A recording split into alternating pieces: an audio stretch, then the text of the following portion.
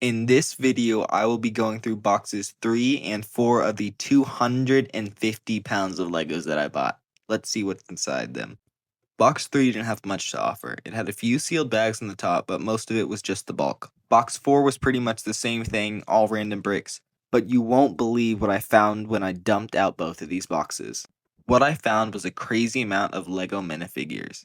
Most of them were hidden inside minifigures, but even still, there were way more minifigures than I had expected by just looking at the surface. I hope you enjoyed this video, and I'll see you next time on our journey to unboxing 250 pounds of Legos.